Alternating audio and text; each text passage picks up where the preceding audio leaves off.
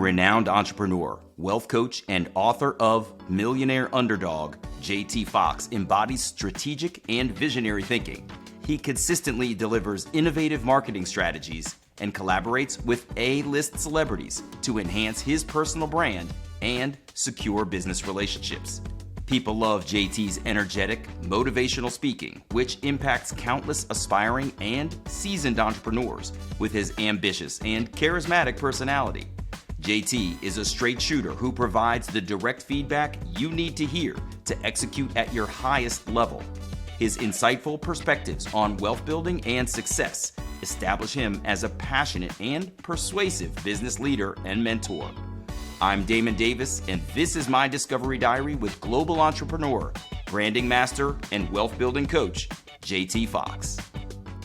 JT, thanks for making time, man. Appreciate it. Thanks, brother. Good to be on.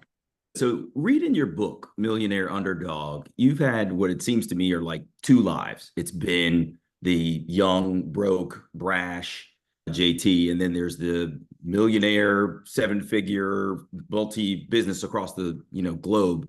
I'm kind of curious to know what it is that you changed about your life that helped you to go from this young guy who was broke and had nothing to this multiple successful guy. First round, way higher than seven figures. Just point that out, dude, just in case for the audience, put that in perspective. Nine-figure, I apologize. But isn't that the whole story of everybody? We all start broke and we start unknown, we finish unforgettable. And so nobody starts with money.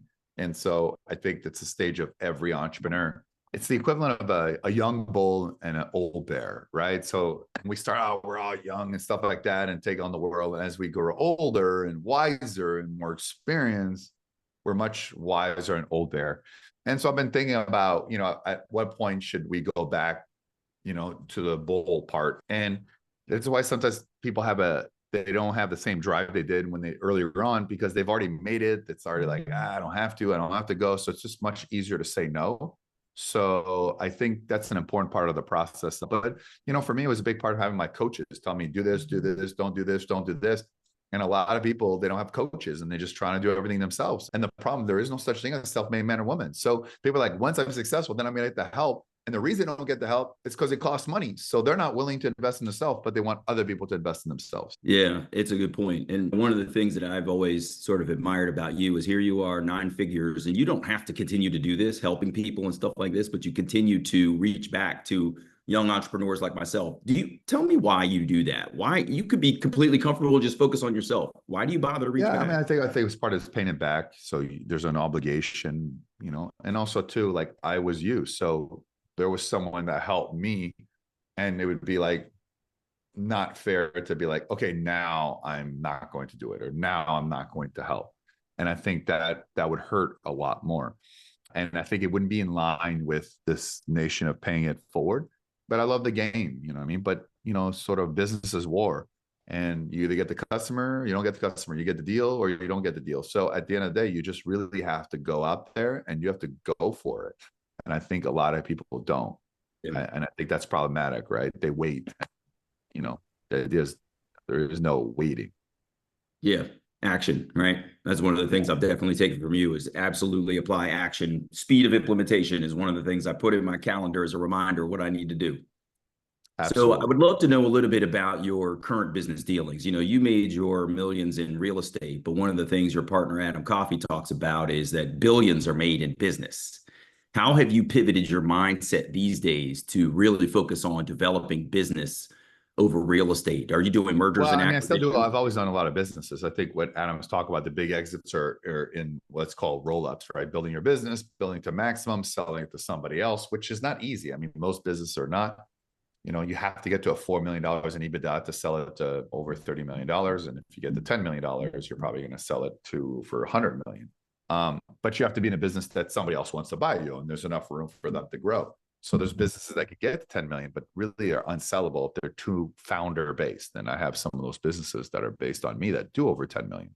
So the exit is just finding what's the end game and what are we trying to do, and always focus on the end result. But those big deals sometimes take a long time. So there's the rabbits versus elephants. So sometimes you need to focus on the rabbits first so you can get fed, then go trying to hunt for the elephant. But if you're trying to go find the elephant and it doesn't work out, you waste a lot of time.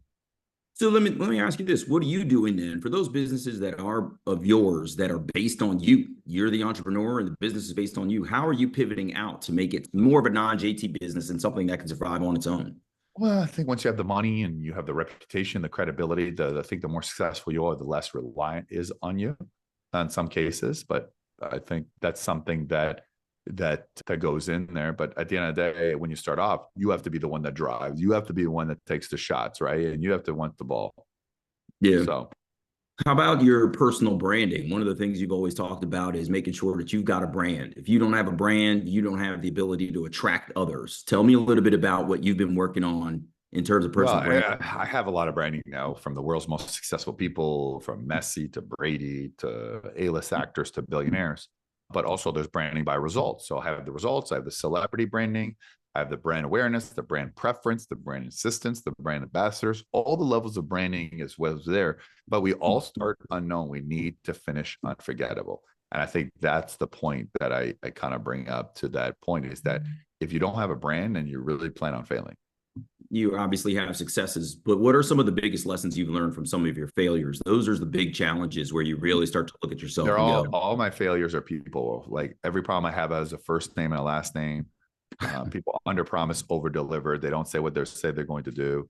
So, I mean, I think that's the most important thing. And I think that's why I'm potentially working on a book with somebody else about all my failures and his failures, because I think you learn far better. But yes. What's one of the ones that hasn't been a first name and last name? One of your own where you just didn't see around the corner and you're like, damn, I They're really all screwed first that name and up. last name. They're all Really? first.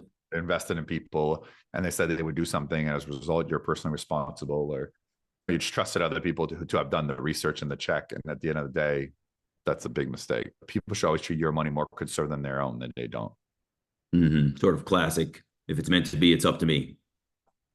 So, Yeah. Lastly, before I let you go, I'd love to hear about mega success. You've been doing this for years. For anybody who doesn't know, just describe mega success and what anybody should be expecting in the fall. Mega success is like the Super Bowl and World Cup of all events. Attracts people from 72 countries, billionaires, A-list celebrities, eager entrepreneurs from all industries. We get together, we get branded, we do deals, we learn, and we build relationships. And that's really what it is. And that's why this is our 19th.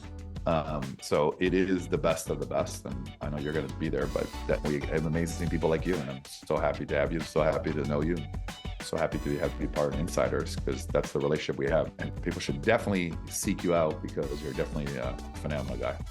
Appreciate it, JT. Thanks so much for being here with me, man. Take care. Cool background, man. You win the cool background of the day.